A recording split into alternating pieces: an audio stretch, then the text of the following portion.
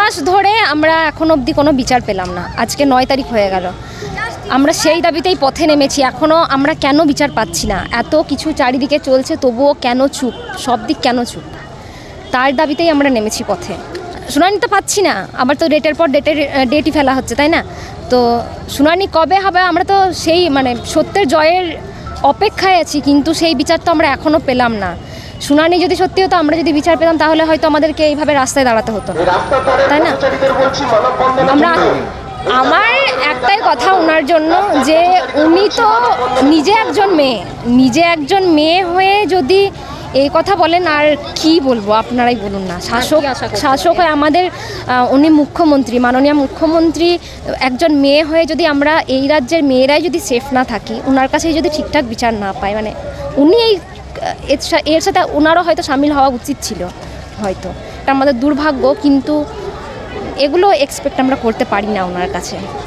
তদন্ত আড়াল হওয়ার চেষ্টা তো চলছে, সেটা জনগণ দেখতেই পাচ্ছে। প্রথম দিন থেকে আমরা সব বুঝতে পেরেছি। দেখুন না, আপনারাই বলুন, প্রথমে এটাকে বলা হলো সুইসাইড কেস, তারপরে জানা গেল এটা রেপ কেস, তাই না? তো প্রমাণ তো লোপাট হয়েই গেছে। সেদিন মিছিলের দিন ওই যে আরজি করে যখন তথ্য লোপাট করার চেষ্টা হলো, ভাঙচুর হলো, হঠাৎ কেন হলো? সবাই সব কিছুই বোঝে, জনগণ, খালি এগুলো সামনে আসতে দেওয়া হচ্ছে না। আর নতুন করে সবাই দেখতে পাচ্ছে, আমাদের আর কিছু বলার নেই। আমি মনে হচ্ছে না কীভাবে একজনের পক্ষে এতটা সম্ভব। আর পোস্টমর্টেম রিপোর্ট সবাই যদি নাও বলে থাকে, সবটা হয়তো মিডিয়াতে না ছড়াতেও পারে, কিন্তু সোশ্যাল মিডিয়াতে আর কোনো কিছুই আটকে নেই, সবাই সব জেনেই গেছে, আমরা সবাই সব কিছুই জেনে গেছি। এখন যে কর্মসূচিটা হচ্ছে সেটা হচ্ছে মানববন্ধন কর্মসূচি। আমরা দাঁড়িয়ে আছি সিউড়ির প্রাণকেন্দ্র বাসস্ট্যান্ডের বুকে। আমাদের অনুষ্ঠান শুরু হয়েছে বেণীমাধব মোড় থেকে, সেখান থেকে মিছিল করে আমরা এখানে সমবেত হয়েছি। রাত 9:09 আমাদের এই মানববন্ধন চলবে। এখানে আমরা তো শুরু করেছি মিছিল, প্রতিবাদ মিছিল, এবং এই যে দেখতে পাচ্ছেন এত মানুষ, সিউড়ির মানুষ, যারা কোনো দলীয় পতাকা ছাড়া নিজেদের চেষ্টায়, নিজেদের ইচ্ছা থেকে এখানে সমবেত হয়েছেন। সবারই একটাই দাবি যে জাস্টিস চাই। যে ঘটনা ঘটে গেছে, আমরা চাই না যে আর কোনো অভয়া, আর কোনো তিলোত্তমা এই পশ্চিমবঙ্গের বুকে আবার জন্ম নিক। আমরা তাই শেষ দেখে ছাড়বো। আমরা জাস্টিসের আশায় এখানে এসেছি।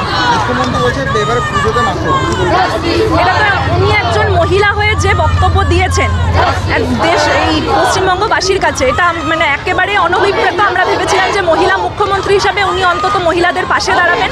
উনি যেভাবে সেটিং করে সমস্ত কিছুকে ধামাচাপা দেওয়ার চেষ্টা করছেন এবং মানুষকে বোঝাচ্ছেন যে পুজো চলে এসছে, পুজোর কথা ভাবো, আমরা সে কথা বারবার মনে করিয়ে দিতে চাই যে আমরা সিউড়িবাসী, নারী হতে পারি, পুরুষ হতে পারি, যে কোনো ধর্মের, বর্ণের, যে কোনো দলীয় মানুষ, আমরা সবাই কিন্তু রাস্তাতেই থাকবো। আমরা এর শেষ দেখে ছাড়বো।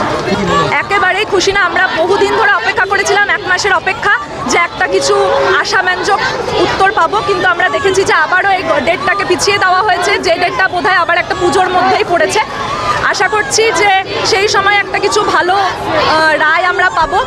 আমরা শেষ অবধি দেখতে চাই কি হচ্ছে। দ্য সহজ পাঠ, সহজ কথা, সঠিক তথ্য।